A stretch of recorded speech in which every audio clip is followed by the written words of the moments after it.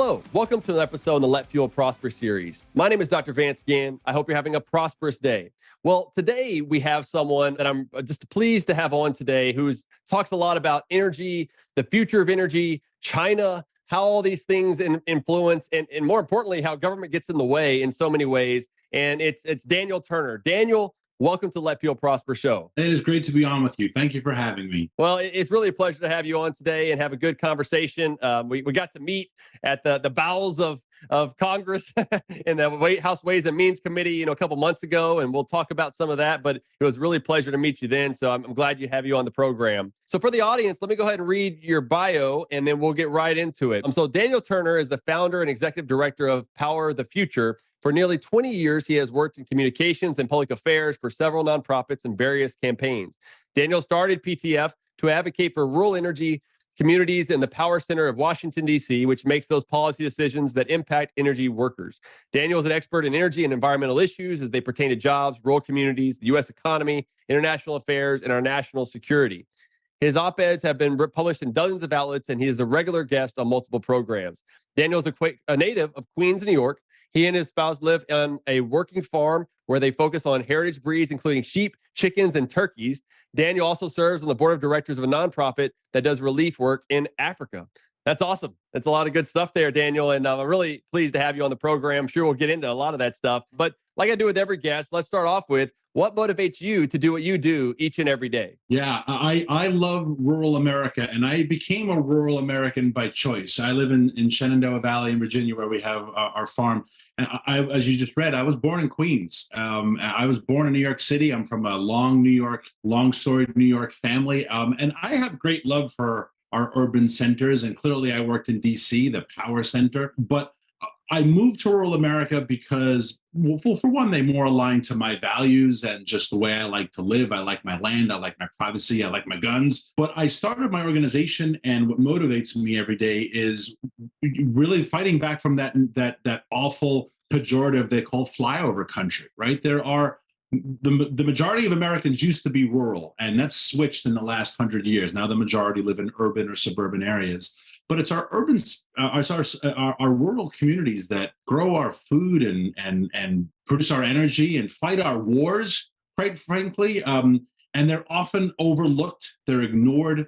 And these power centers like New York and DC and San Francisco, they make decisions about rural America, and no one is their voice. And so what motivates me are those rural communities that really make our country survive. Wow. Yeah, that's great. And so that is a huge move from Queens, New York to Shenandoah Valley in Virginia. What made you want to go, and be in rural America compared to the city? Lifestyle issues, quality of life issues. I struggled with the fact that I was born in Queens and then lived for a long time in Washington, D.C. And there wasn't just look, you're a Republican and it's a Democrat city, Democrats are going to win, and you kind of swallow bit the bullet on it. Yeah. But a true disdain and a disrespect for me and my values. And quite frankly, this is your expertise here, doctor, not mine.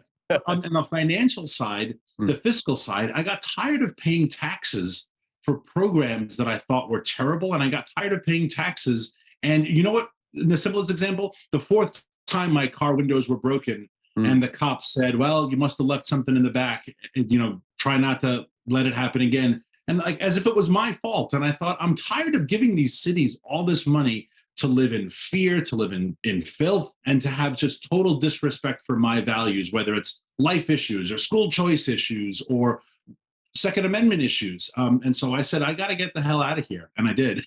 Yeah, no, that's good. I grew up in South Houston. So it was also a lot of, breaking burglaries and everything else that was happening down there. And I went to school in Lubbock and Texas Tech University for a while. It was different, but going from Houston to Lubbock. And now I live just north of Austin in a place called Round Rock. And it's a little bit, it's not rural, but, a suburb of Austin and everything. But I agree with you. There is something about having those values. And you have kids. I've got 3 kids who are pretty young kids. You want them to be able to grow up in those communities as well, so that they have the best opportunity for the future. And too often in these other places in urban areas, they just don't get that. And progressives, these blue, in Texas, we call it the blueberries in the sea of red. You have these places where it's just bad for families ultimately.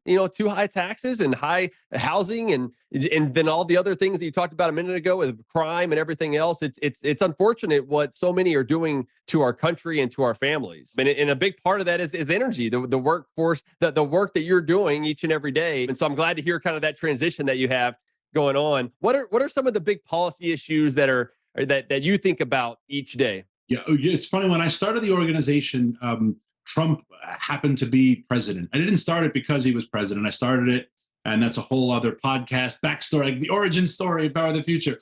But he was president, and I started off this organization. What people thought were, well, you're just a bunch of Trump cheerleaders. And when it comes to energy policy, we were, because we saw the consequences of it. Right? We saw what having a robust energy economy did for the price of goods, for the increase of jobs, to combat inflation, for world peace. Right? Russia didn't invade Ukraine in the last administration. There's a reason why, because they didn't have the cash. Right? Iran was quiet because they didn't have the cash. When we've doubled the price of oil, we've doubled their income. And what do they do with a lot of money? They don't build schools for girls, right? They invade other countries and they launch terrorism, and that's tragic, but that's just reality. And so I started the organization, and this was what was happening.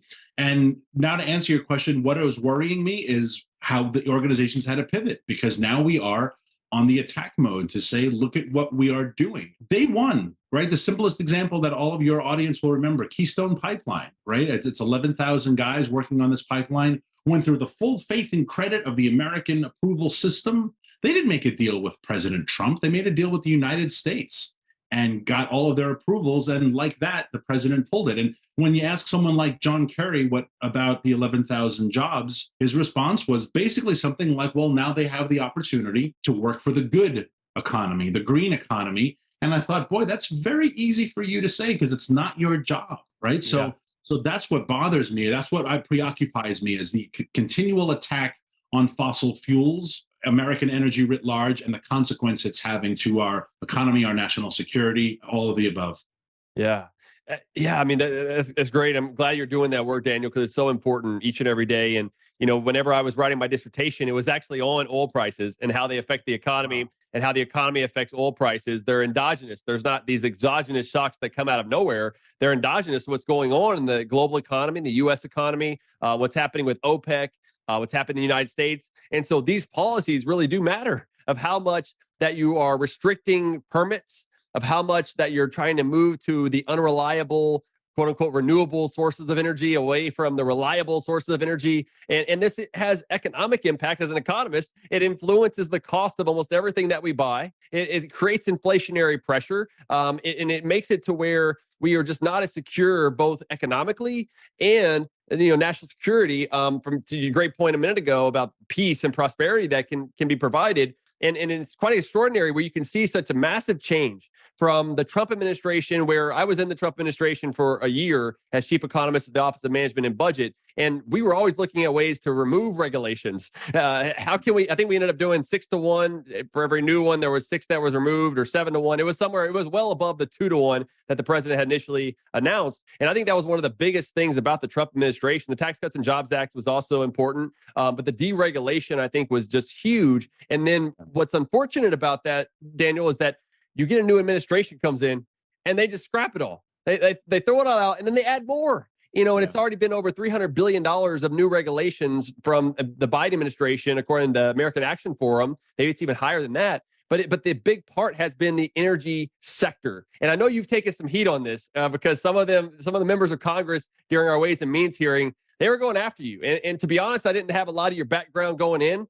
And so I was caught a little off guard. But what's some of that about? What's going on? Yeah, I that was an interesting moment, and I would like to testify again because I have more to say, quite frankly. So I would welcome the opportunity, and I would welcome the opportunity to sit shoulder to shoulder with you and do it. If I can just go back to a second though, the Trump administration, Sure. something I would love to ask the members of that committee, something I would love to just have an honest conversation, right? You will know this because you were sitting there with me. Your audience may not. Is a lot of these members, they have their 5 minutes of the cameras on them and they walk out the room, and you don't get a chance to actually interface with them.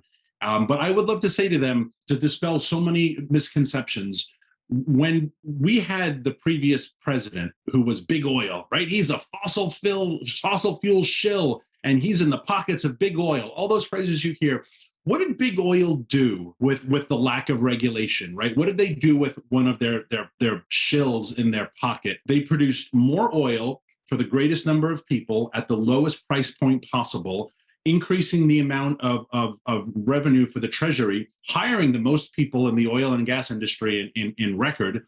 And we didn't see pollutions go up, emissions went down. We didn't see spills that were unattended. So why are all these things that we hear about corporate greed, right? The oil companies are raising prices because they're greedy. Why weren't they greedy when the oil shill was their president, right? Why didn't they spike oil to $125 a barrel? Why didn't we have $5 a gallon gas? So it's such a angering moment to say all what you say are a bunch of lies. When the free market was allowed to work, it didn't greed. It wasn't greedy. It didn't pollute. It created more. It let people prosper. Yeah, yeah. And we could do that again if we just had the political will to do it. And that's my marvel. The greatest thing the president did in the previous administration for the oil and gas industry was he let them do their jobs.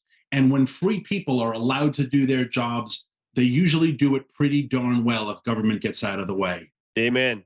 Amen. I totally agree with you. And you're right. You don't get much time to go back and forth with those folks. They'll just say what they want to say, and then they leave or something else. But it was quite fascinating. Kind of the discussion that we had with the hearing was basically what happened during the Inflation Reduction Act. There were these EV tax credits, and there was a lot of other just nonsense that was in there for a green energy agenda that the Biden administration's been pushing. That was passed by Democrats, right? And so the Republicans who came in, Chairman Jason Smith of the Ways and Means Committee wanted to call this one together. And so we were able to go in and testify on what the high cost is of these actions and how it wasn't going to bring down costs and it was going to lead to other problems in the process. And we've continued to see that, Daniel, is that this is all continuing to come true, unfortunately, for the American people. What is another one of the big things that, and we could go, was there anything else you wanted to say about the hearing? Well, my biggest contentious moments, my back and forth with, especially with Bill Pascrell from Jersey, who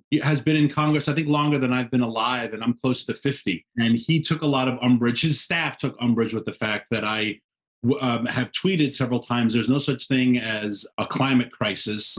There's only communism painted green.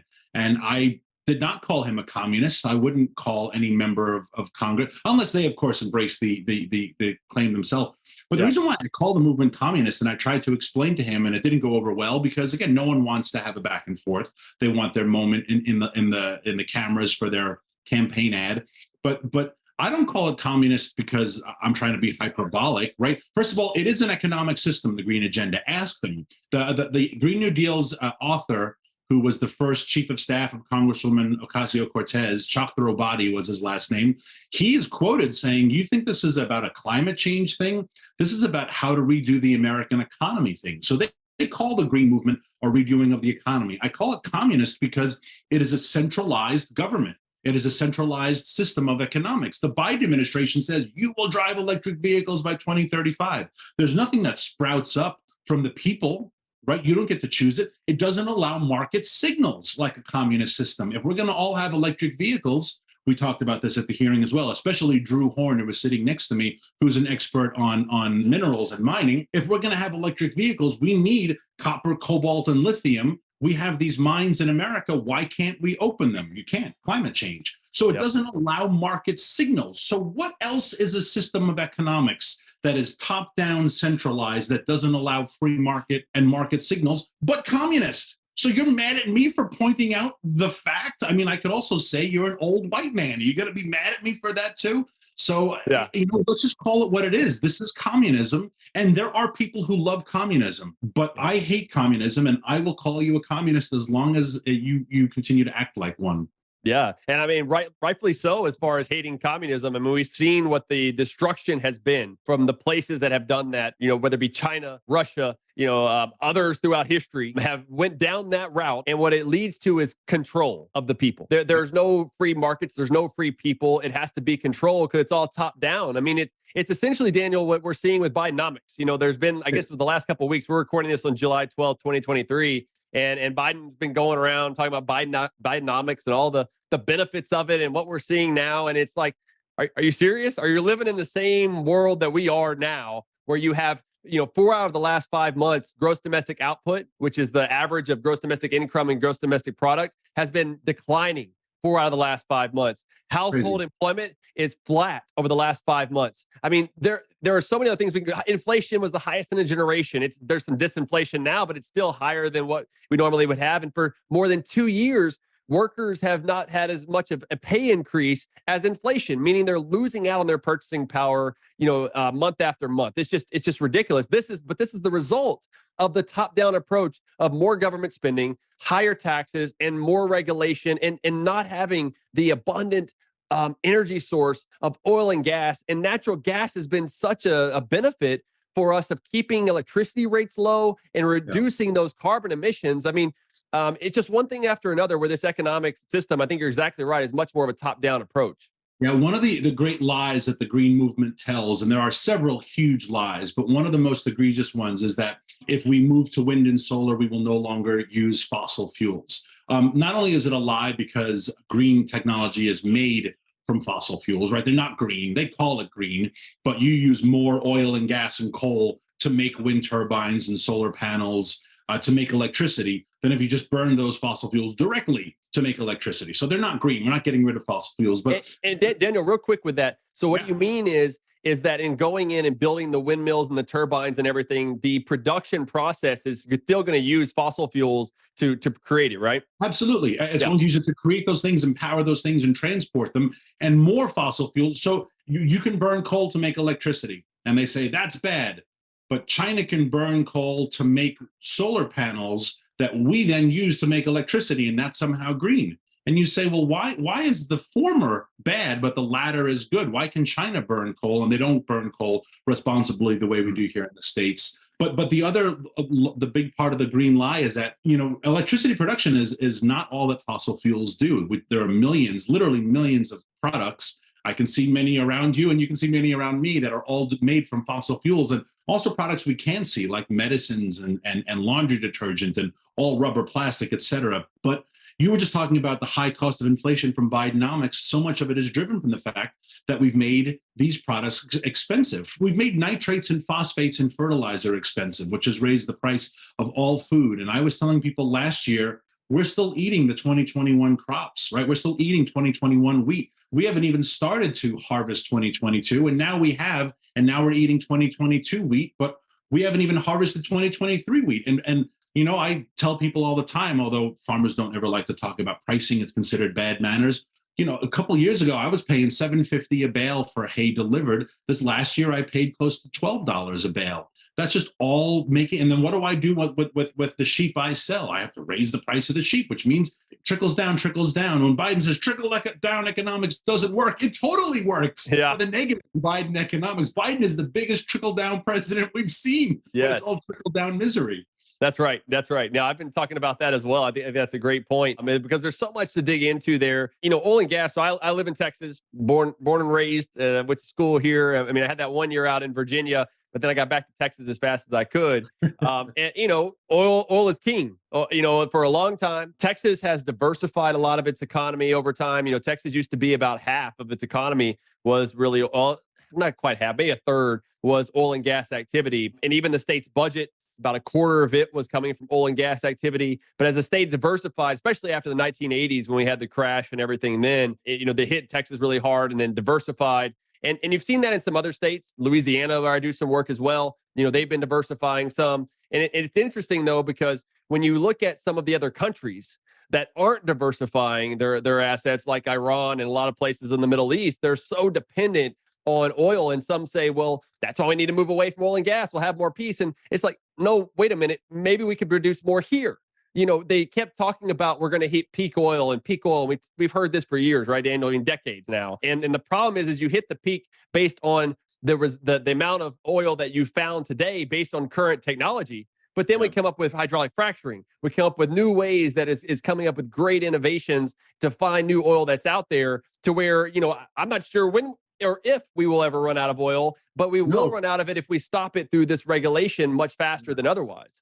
Jimmy Carter talked about peak oil by the year 2000 in his 76 campaign. And what the language? The language was what we hear now. The experts all agree, the scientists confirm that we will run out of oil, or we will hit peak oil by the year 2000. And everyone was petrified. And everywhere we seem to look for oil and gas, we find it. So it kind of makes you wonder if it's not a finite resource, if it's replenishing a lot faster than we actually thought it was, because we seem to have a lot of it. But going back to your diversification question, which is such a great macroeconomics question, if you recall back in 2018, 2019, and I just thought this was fascinating. There's another dissertation, doctor, if you want to write another one. Yeah. 2018 or 2019, the Kingdom of Saudi Arabia issued that tourist visas were no longer necessary for certain countries, particularly America. You could just come as a regular tourist and come and visit Saudi Arabia. They made a huge push to say, we want to become the tech capital of the Middle East. They gave licenses, driver's licenses, to women, although there's a lot of question as to whether or not de facto women are allowed to drive, but they at least changed the rule. And everyone said, boy, what is happening with Saudi Arabia? You know what's happening with Saudi Arabia? Oil was $45 a barrel. And when it's 90% of your economy, you cannot survive at $45 a barrel. Well, it's been roughly 70, 75 consistently now for the last 2 years. All that's gone. Saudi Arabia is no longer talking about, we're going to become a tech center. Saudi Arabia is back to oil is back, baby. And they're doing everything they can to raise. They announced another 1 million barrel cut in production, and they will announce it again. Oil last I saw is at 75 today. They want to get it back to 90, and they will cut production again. And people have asked me, well, why would they do that? Why would they want to hurt their people? They don't care about their people. They're an oligarchy. Like I said, they don't let women drive. And they don't allow anything but mosques. You can't even open a Sunni mosque, let alone, you can't open a Christian church. There's no rights in Saudi Arabia. They don't care about the people. All the oil belongs to the king. Some people speculate the king is worth $1 trillion. No one knows how wealthy he really is. Every drop of oil is his. He doesn't give a damn about the people. So what have we done with Bidenomics? We've empowered the Saudis again to be rich, and all those liberal reforms out the window. Yeah. And it was interesting too, during the Trump years where we were, energy independent is what the call was, but basically we were exporting more. Because there was so much oil that was being produced in America that it allowed for us to have more exports to Europe and other places across the globe, so they didn't have to be so dependent on Russia and others. Then what happens? You start overregulating oil and gas, and you don't have those same connections. Now they start getting some more of their oil and gas, natural gas from Russia, and now there's this connection that created a lot of problems for Europe whenever Russia invaded Ukraine. And so all these things, going back to your peace and prosperity earlier, Daniel, I'm more a classical libertarian in a lot of ways. I want as limited government as possible. Get government out of the way, because I think that's what it brings about free people. And free markets is really just free people, of people interacting and exchanging based on a mutual benefit of needs and desires, right? And when we start breaking that up with different governments, and a lot of the governments across the globe will say China's bad, others are bad. But oftentimes and I've said this before, but we're pointing at others, but then there are three fingers that are still pointing back at us, to where I think we've really got to look internally and say, you know what? This Bidenomics doesn't work. Maybe people didn't like Trump. Maybe people didn't like some of the Trumponomics, but it's difficult to argue that things weren't improving substantially. The highest real median household income on record, the lowest poverty rates on record across different demographics and everything else. And I think a big part of that was the oil and gas activity that was happening to keep prices lower than otherwise, so businesses could flourish. And so I wonder what your thoughts are on that, of how can we get back to some of that soon before we go too far down this route of socialism and communism? Well, that's the problem. And that's why I call it the first big lie of the green movement, is this belief that wind and solar will replace fossil fuels. They won't. First of all, they don't work. They will not replace fossil fuels in electricity production. They are very expensive. They're intermittent at best. They only work about 15, 20% capacity. Heck, we could pull out ERCOT's renewable energy grid mix right now in real time, and I guarantee you it's producing about 20% of its quote unquote capacity. And solar is probably producing about 40% of its capacity. So they're terrible technologies. But again, the lie is that all of these other things fossil fuels do are never going to be replaced. So by making by making oil and gas expensive, we've made those products expensive, and that has made life very expensive. And if you are of a certain economic status, or if you are John Kerry, maybe 30% more for your electric bill isn't the end of the day. Maybe 30% more for your grocery bills is not a deal breaker. And you're like, it's too bad. This was $1. Now it's $1.30. That's expensive. But for the average American family of four, which I think it's 58,000 a year or in income, or 52,000, that's 30% is a deal breaker, right? That is a deal breaker. And so this agenda, the people that it claims to want to help are the ones who are suffering the most out of it. And there's nothing more DC in my mind than telling people that a $2 a gallon problem of gas is solved by a $60,000 EV solution. And that's what they tell you. They're like, whoa, gas prices wouldn't be a problem if you had an EV. It's like, yeah, if I had a private jet, it would be a lot easier to get to my parents right now as well. But this is there's almost like it's like a Neoplatonism of this, the way the world should be, and I wish the world should be. And there's some need for speculation and achievement and desire, but we also have to have our feet planted on the damn ground and to say, like, I wish the world didn't run on oil and gas, but it does, right? It does. Everything is made, produced, grown, harvested, manufactured, transported.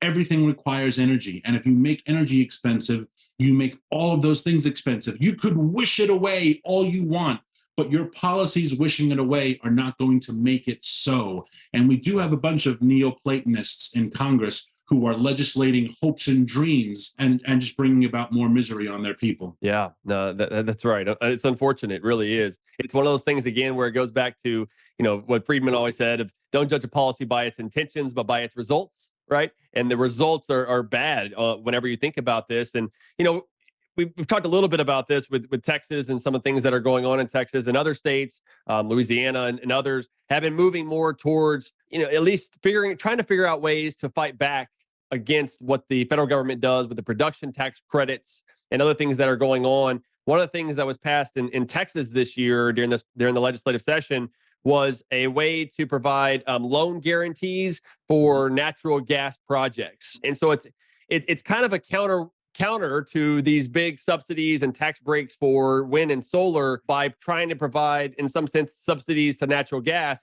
It's not my preferred option because I think two wrongs kind of don't make a right, but I get the push that they're trying to do. It's very difficult for states to fight back against what the federal government's doing. But have you found any other ways that maybe states really could start to fight back some? Yeah, I've talked to a number of governors, and surprisingly, no one's taken me up on this, but I keep asking them to be energy sanctuary states. We have no problem with governors who just thwart federal immigration law and say we're not going to comply and shove it. And even the government says, well, or marijuana laws. Marijuana is still illegal, but not on the state level. And governors like, we're not having DC tell us. And I won't mention governors by name, but I've spoken to a number of governors from energy states to say, tell the Biden EPA to shove it. Just tell them no, like, we're not going to comply, right? This is my state, and it is my duty as the governor of my state to provide the most prosperity for my people.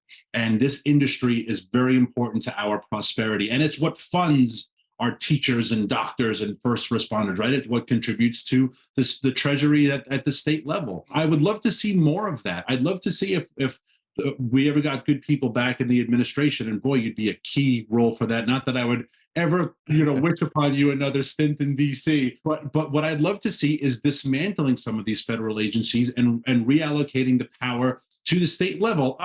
I hate to even have to say, of course, I want a clean environment, because I find it insulting to think that, but you have to say this to the left, right? Of course, I want clean air and clean water. And I live on a farm. I drink my own water and I breathe my air, and I actually have land. So of course I want clean land.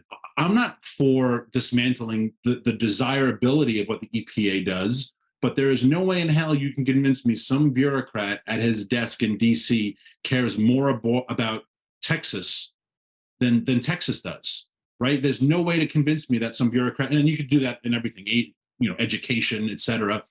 Take the power of the EPA and move it to the state level. And your state EPA should be way more, not that I want powerful government, but your Texas EPA should be more powerful than DC's, because no one cares about Texas more than Texans. And it's insulting to think that, like, we're going to all work together for the good of my backyard. No, you're not. because no one loves us more than we love ourselves. There are so many things you could do to make the government run more efficiently and to get a lot of this bureaucratic red tape out of the energy industry, which would lower prices and bring about prosperity.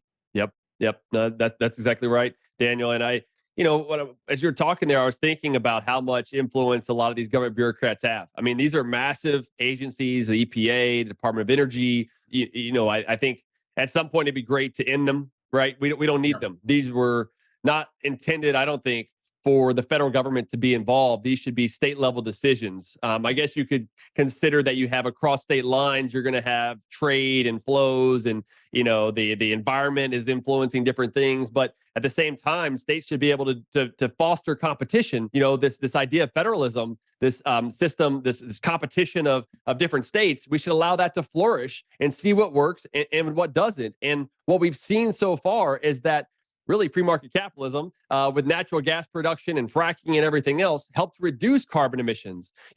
I'm one, Daniel, I don't know where you're at on this, but I also question of how costly carbon emissions are to the planet. That we need carbon emissions. We're breathing out carbon right now.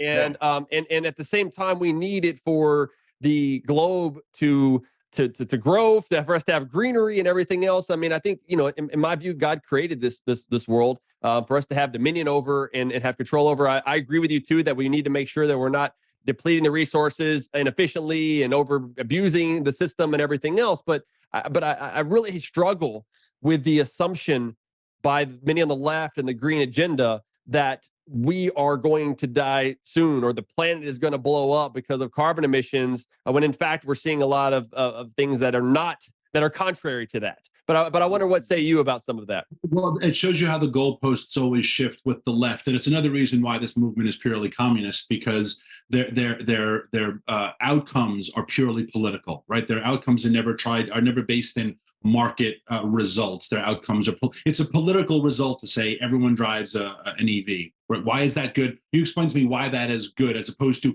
everyone has more money in the bank. That's an economic outcome. And so since a communist movement, its motivating factors are all political and arbitrary and shifting. And so emissions is one of those things. It used to be toxic gases that got qualified as methane, that now has become greenhouse gases, and now specifically it's carbon dioxide. We've convinced ourselves that carbon dioxide is now a poison. And you see people like the president in Scotland last year, when he talked about being with world leaders to rid the world of carbon. And now I know he struggles with erudition, let's be polite, and alertness. But holy cow, this is like basic freshman year biology. You want to rid the world of carbon? I got to tell you, that's bad, right? Yeah. Like, I don't want that as a result, because we really need carbon, and we need carbon dioxide to live. And so, this idea that like we have to stop carbon dioxide, why? It's not hanging in the atmosphere. There's not more carbon dioxide in the atmosphere that is causing us to breathe less. If there is more, and even if there is more of it is being absorbed and returned into oxygen. The other lie or joke that used to crack me up is when they talk about the Amazon. They're the lungs of the earth. We have to protect the Amazon of the lungs of the earth because it produces so much oxygen. Well, it produces so much oxygen because it inhales the same amount of carbon dioxide in that area. There aren't these waves of oxygen moving from the Amazon up to around. There's not a pattern of carbon dioxide like the jet stream. What the heck does this mean? It's the lungs. It's all a bunch of lies. If you really wanted to get rid of CO2, we would have a national tree planting. But there isn't a national tree planting agenda, because bureaucrats in DC don't make any more power if they plant trees. But if they get to come up with a regulation so that the Vance Ginn podcast has to follow, and they get to send an inspector to your house, well, that's power. And so that's how they're going to get rid of CO2, through a regulatory process that takes away your freedom. That's what their agenda is about completely, because no one benefits from planting trees. Not politically benefit, that's for sure. Yeah. Well, I hope they don't listen, because you might have given them an idea. You never know what they're going to try next. It's crazy game that they have. But no, I think you're exactly right. And as we're wrapping up here, Daniel, I know some other things that you write about and tweet about, and people should go check you out there as well, is kind of the China and the trade with China and some of the things that are going on there. And I wanted to get some of your thoughts about what your thinking is right now of what's happening there. Well, we've done a series of white papers, and now we got to start working with you on white papers, because it'd be great to have some Yeah. of your intelligence on this. But we've done a series of white papers talking about how much China is benefiting from this green agenda. 70% of everything manufactured in the green space is manufactured in China. Solar, wind, EVs, batteries, etc. China gets all these accolades because look how green they are. Look how much green technology they manufacture. Well, they're manufacturing it because we're buying it. Right. So just transferring all of this wealth to China to make crappy products that they're building in West Texas that will not withstand the next ice storm. So somehow that makes China green. And those factories, what are they using? Coal.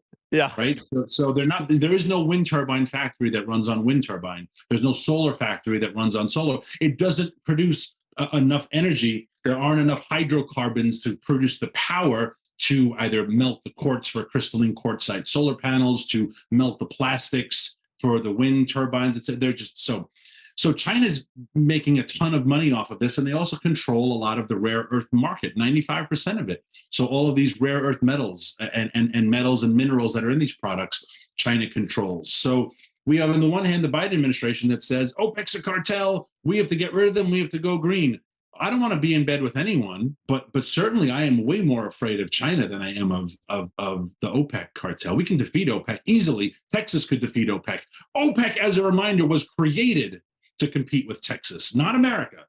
Texas. OPEC was started to fight Texas. Texas can take on OPEC with one hand tied behind its back if what we're allowed to do what it does best. But why are we going to surrender that fight, which we can win, and fight with China, which right now we cannot win? And Biden is taking a lot of credit saying, we're going to be manufacturing these things in America. We're not, we're assembling them. We're buying all the raw materials made in China, shipped across the Pacific, and guys are connecting them like IKEA furniture and putting them up and saying, that's not sustainable jobs. That's not a manufacturing economy. That's an assemblyman economy. That's a stock boy economy. And not knocking those jobs, all jobs have value, but that is not what drives economies. That's why China's economy continues to grow and ours has been a little stagnant. So China scares me. It scares me that we are getting in bed with this country that truly hates us, and for something as important as our energy. That should scare every American. Yeah, no, it's good points there. Good stuff for us to think about as well. And recently I went on a trip through the West Texas and up to Denver, and my family and I we were driving, took a nice road trip up there, and I took a picture of some windmills that are out there in West Texas. And I used to drive by them all the time as I was driving from Houston to Texas Tech and everything. And but now there are really 5 things that I wrote down that I think about now when I see windmills: the green energy agenda, redistributed profits, unreliable source of energy, waste of taxpayer money, and we need to let markets work instead. And when I see that not happening, and when I see the green energy agenda, it's really an agenda about increased poverty. It's an agenda about less opportunity. And if we want people to prosper and have more opportunities to overcome obstacles, it's not down that path. And I mean, we saw a stark reality of how that works with the Texas freeze of 2021, where my family, we were out for 4 days without any electricity or anything. We went and stayed with some of our friends, and a lot of that was because of the green energy that's here could not make it. The windmills kept stopped turning, and the sun, they were covered in ice, so they weren't getting the sun, so there wasn't any solar energy as well. And then that triggered a lot of the natural gas plants off as well, and so it made a lot of problems that we have here, and we don't want that. We also see that, Daniel, I know you've looked at this, as like Germany, they've went down this route for a while, and then they're using wood and other things inside to keep their house warm, which is even worse for you. And so this is just a bad direction that we're going. And so I'd love to get your last words, your last thoughts here with us today on anything else that you'd like to talk about. Well, the best indicator of future activity is past performance, right? We don't have to be hyperbolic or hypothetical and say, we hope that. When you look at wind in particular, don't look to the future of what we hope. Again, don't be Plato. We hope this will be this one day. Look at the past and see where it's worked. And Germany is the best example. They were paying 9 cents per kilowatt hour in the year 2000. Then they decided to go green. 20 something years later, and €500 billion 500 billion euro later of a green agenda, they were paying $7 per kilowatt hour. So from 9 cents to $7. Now the government had to step in and cap it, right? They did cap it right now at 40 cents per kilowatt hour, but that doesn't mean they stopped the price. That just means the consumers are paying 40 and the government is subsidizing the rest. So I got to ask Germany and all of its acolytes who firmly believe in wind, when does it work? Right? When does the good part of going green in Germany? It's been 20 years and half a trillion euro. When is it going to kick in? Right? When did the German people say, remember when we used to pay nine? I should do a German accent, but that may be offensive. Remember when we used to pay 9 cents per kilowatt hour and now we pay 4? They don't have more electricity, they have less, they have higher prices. So when does the good part of going green work? And Texas, I got to tell you, I love Texas, but you're making a huge mistake on the state level that you are embracing this technology that is a proven failed technology. You are embracing it. And what our politicians are saying, woof, 2021, that was bad. 700 people died. That aside, that was bad. Let's hope that doesn't happen again. That's not policy, right? That's not adult policy to say, fingers crossed, this winter isn't a bad one. And so is Texas reversing course? They're not.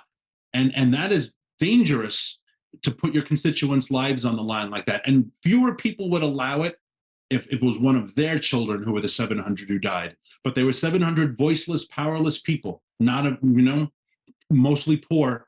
And that's why they say, wow, that was too bad. Yeah, terrible storm. And they move on with their life. And that's awful to look at your constituents as disposable because of an agenda that you want to push down their throats. Well, no, that's exactly right. And I'm going to keep pushing here and elsewhere to try to get more free market reforms, the same things that you're working on. And I want to give you one last word here, though. What do you think the next steps are to let people prosper? Like, what makes you excited about the future? Is there anything that really keeps you optimistic? Yeah, I do think the Americans don't have short-term memory loss. Heck, we still honor our troops who fought in Iraq and Afghanistan, and it's a long. 9/11 wasn't yesterday, and we still remember it like it was. I gotta think our short-term memory is going to kick in, and people are going to say, 2019 was not that long ago, and gas was $1.97 a gallon, and we had record years of retail, hotel, travel, restaurant, right? Like there was a tremendous amount of economic flourishing in 2019, and there was a reason why, and it's because energy was cheap. And yes, the election's coming up, and war in Ukraine, and people are talking trans issues. I got to think they always talk about kitchen table issues. I got to think there are enough kitchen table issues of people who are like, you know what, I don't want to pay $1.30 anymore for this product when I know it should be $1. I got to think that will kick in. I'm hopeful that that's what will move people to say, I just want life to be cheap again, because it was cheap, right? You remember the previous 2 administrations ago when the Obama team used to talk about their desire for European style pricing. Americans don't want European style pricing. And I am hopeful they'll remember the good old days and know we can go back to them. We just have to get the right people in office. That's where I'm thinking. Well, I'm right there with you. I remember that. What was the quote? Prices will necessarily skyrocket. Fossil fuel prices will necessarily skyrocket. I think it was what Obama said. Awful. Isn't that terrible to say so that? terrible. Like, well, that's too bad. That's just the way it's going to be. Right. No, that's exactly right. Well, I mean, we've seen prices fall for so many things, and we're able to purchase so much more today. And unfortunately, government's making it worse for us in the process. And so we've got to have some good folks like you to come in, make the key reforms that we need, and continue to lead the way on good public policy, so that we can get more people to prosper at the end of the day. So thank you, Daniel, and God bless you and your family. And thank you so much for being on the show. Great to be on with you. Thank you, Vance. Appreciate it. All right, great. We'll have you on again. It was a great discussion. And for the audience, if you would, please go out and like this, leave us a 5-star rating, and share it with your friends and family. So that way we can have more ideas of how to prosper and know what fossil fuels are bringing about in the future for innovation, new technologies, and just a path to prosperity at the end of the day. So until next time, let people prosper.